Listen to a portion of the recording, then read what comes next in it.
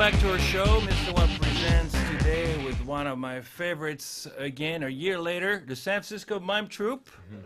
Thank Welcome, you you. guys. Thank you. Thank Thanks you. for having Today us. we have Rotimi Agbabiaka and Velina Brown in the studio, fresh from the Mime Troupe opening 4th of July weekend, my annual favorite for patriotic duties. We do have some footage fresh from that new show, Schooled, and we're going to tell you a little bit more about what it is, about the Mime Troupe. We're going to remind you that the Mime Troupe is not mime, but political theater with lots of great music. Ira Marlowe, again, this year, produced amazing songs for this show. So, Velina, let's start with you. Tell us about your impressions of this opening at Dolores Park. How did the show feel? How do you feel about it? What worked really well for you? What do you think will improve over the summer? Well, I think we had a pretty good opening. We had a wonderful crowd. They were pretty enthused at the start, and once the show was done, I think people really expressed a lot of appreciation for what we were talking about, and it went pretty well. I think over the course of the summer, things are just the action's gonna tighten up, and we've been in the studio this week with brush up rehearsals because we just are constantly wanting to get tighter and tighter. But it was a good, strong opening, and it's always fun to connect with our fans. And here's the set for this year, Schooled, fresh from our Dolores Park shoot. So always great to be out there, invite some friends, have a little picnic, chat politics in a relaxed manner. Do you guys want to invite or remind folks what the Mime Troupe concept is all about? Rotimi, so why should people come out to the park this year and enjoy what you guys have to bring? Well, like we do every single year, we're talking about really important and vital issues in a comedic and musical way, a way that's accessible, a way that's fun. I think right now we're in such an intense time politically, and I think this show this year manages to address the specific issue of education and the problems therein, the problems with our schools and the way that a lot of the solutions that are proposed in our society are corporate solutions. And it connects that issue to what's happening right now with our election, with what's happening on a larger scale in all sort of areas of this country in which, there's more and more of the influence of money, the corrupting influence of money on our democratic institutions and our public institutions. So it addresses a very important and timely issue, but it does it in a way that's funny, in a way that's musical, in a way that will leave our audiences humming songs and feeling a bit lifted, but feeling inspired, we hope, to go out and to be active citizens and to fight against the corrupting influences in our society. Right, because there's a lot of elements in this show, as every year. We're starting with the theme of crumbling schools, and, where are we going with the education of our citizenry? And then there's this sort of Trump-like character that infiltrates the school and brings in a new digital age of virtual education. So many, many layers as usual. How did this whole concept develop? Was it entirely Michael Sullivan's writing, or is it a collaborative effort that sort of built this synopsis? Well, Michael Gene Sullivan is our head writer. And he was joined this year by Eugenie Chan, who is also a teacher as well as a playwright. And so we, as a collective, talk about what the issues are that we're interested in and addressing. There's always a lot to to choose from, but so which way do we go? We collectively talked about it and agreed upon doing this subject. But then Michael takes the lead and does the writing. So it is a collaborative process, and but he is the person that it's not like 10 of us around a keyboard, So he brings up the script, and then you guys, unless there's some role-specific changes, you guys just take it on and learn it, and that goes from there. Everybody has their role. Well, go on. Well, it definitely evolves over the rehearsal That's process. right. So Michael usually comes in with a script at the top of the process, and then as we go along, we refine the ideas, or we figure out, oh, this maybe we want the characters to go in a different direction, or we narrow things down and stretch things out depending on what they need. So it's a living, breathing thing. As Velina said earlier, we had rehearsals this week because right up till opening day, we were still adding things and just always trying to, have the deepest, clearest analysis and have the most, vibrant characters and the most, clear and great story. And I imagine, as with most of our, Seat of the Pan San Francisco productions, where we pool all resources available, to the utmost degree, I imagine it will keep changing over the summer somewhat. At the opening, you guys were still like fixing last-minute props and staging elements, so it's the nature of this sort of show, right? That's what makes it beautiful in a way, is that it's live theater. Yeah, and it's theater that's responsive to what's happening. I remember doing a show a few years ago, Oil and Water, and I remember we had the end of the show depended a lot on issues that were still unresolved, how President Obama was going to respond to the Keystone Pipeline and to that proposal. And so we always knew, oh, well, depending on how things go, if he makes a speech next week, then we're going to have a different ending or adjust the ending somewhat to reflect that. And so I think that's part of the nature of what we do, is that it's in conversation with what's happening right now. And so if something really major happens that affects this issue, we'll probably have to address it in the script. Well, very well. Well, let's go to school for a few minutes and let's see what you guys did on Monday.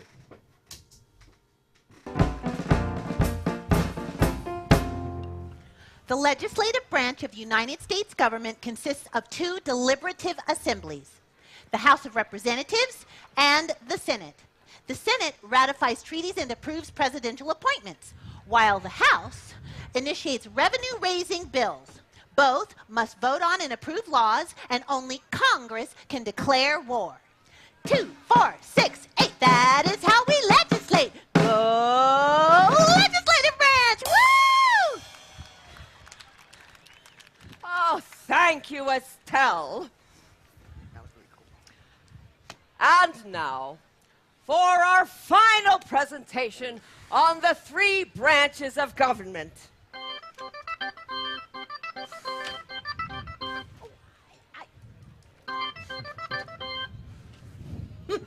Thomas Jones, the executive branch, please. The executive branch of the United States government is headed by an elected president and is constituted to execute the laws enacted by the legislative branch. Yes! No. The executive branch can also initiate diplomatic relations as well as limited military actions, but these must both be approved by the legislative branch. But, what about executive orders? Mr. Babbitt, please. What database are you using? The school database? No, you should be accessing Lava Corp's new database. The president can use executive orders whenever he feels swift action is in the best interest of the country. Mr. Babbitt, please. Is this true, Miss Orokuru? Well, yes, but... The president has to be able to create the tools needed to reconfigure the nation block by block. Sounds like Minecraft. The president executes the laws enacted by the legislative branch, but is not totally constrained by them. What?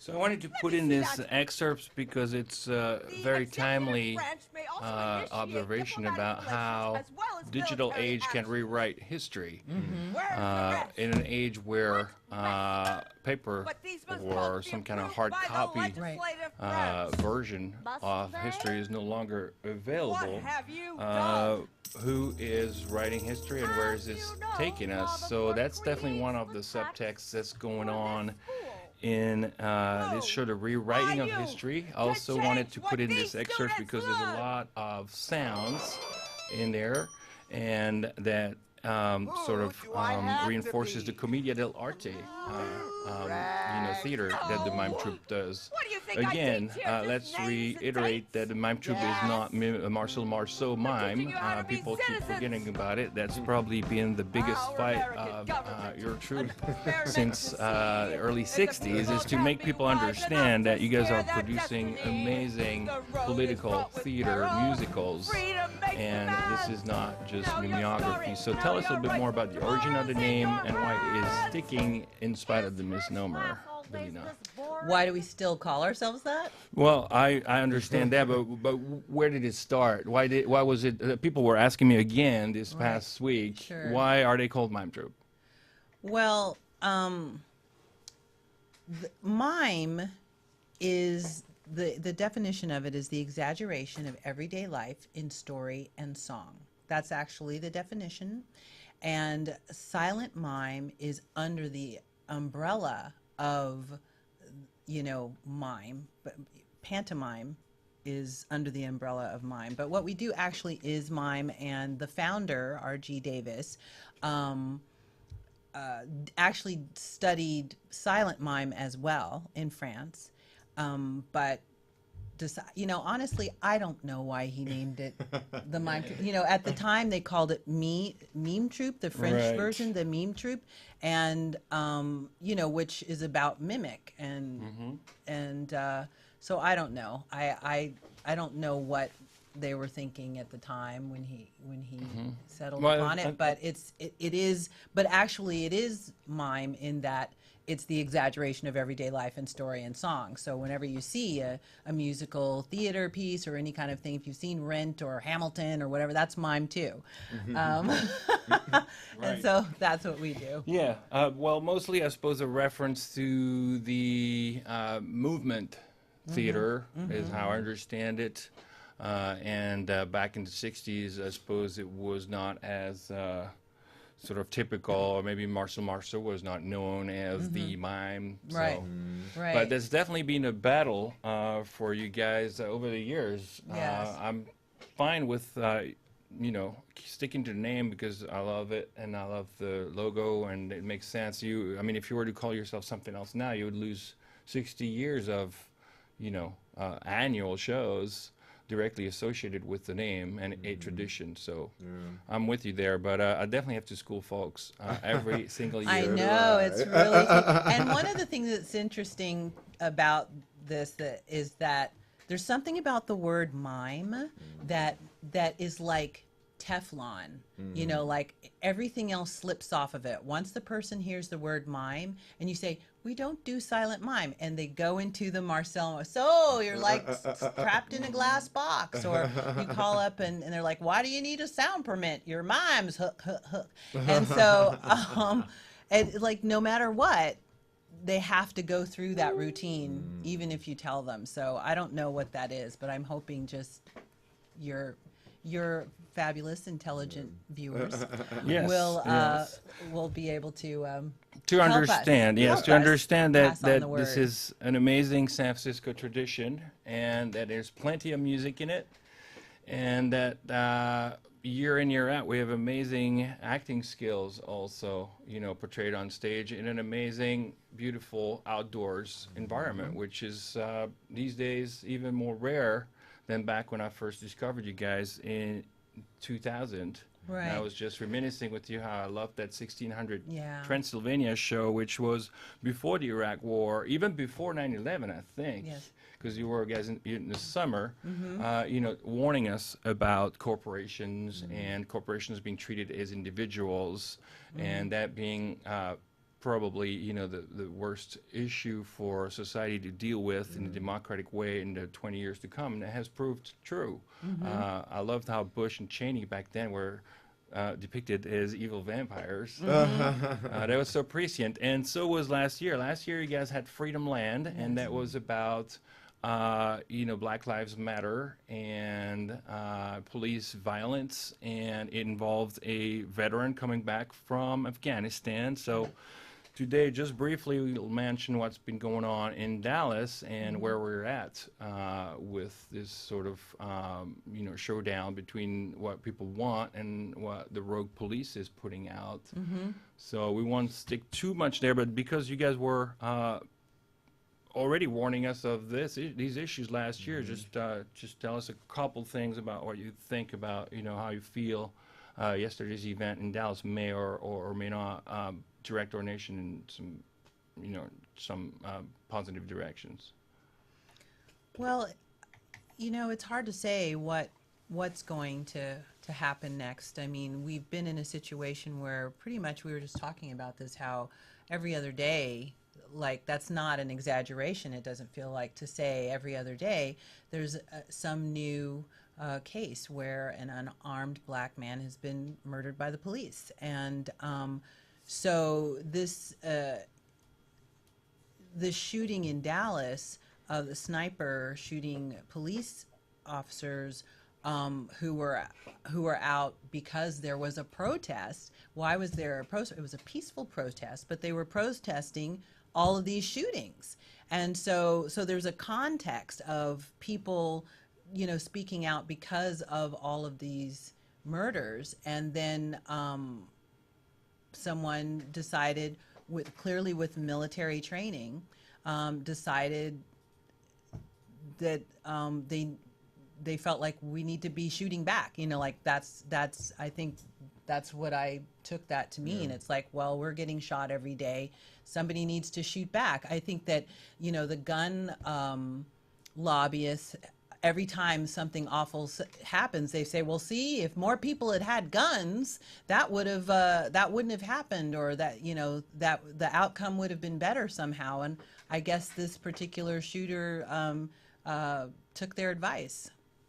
Right, and that was something that somehow I had thought about, like before, like we just had a bunch of civilians shot dead with these military-grade weapons. Right. And then I was actually wondering when is that going to actually touch the authorities in a way that they start to consider that something's wrong. Because Right. until it touches them, what's going to happen? Right, right. So we've reached that point. And that's what the show was about last year. Let's come back to this annual, and this time we're back to school. So school education obviously is a good, strong, way to avoid that these tension points happen over and over again. Schools, education are important tools so that people don't vote for imbeciles on the highest positions. There is a Trump-like character in this year's show, Babbitt.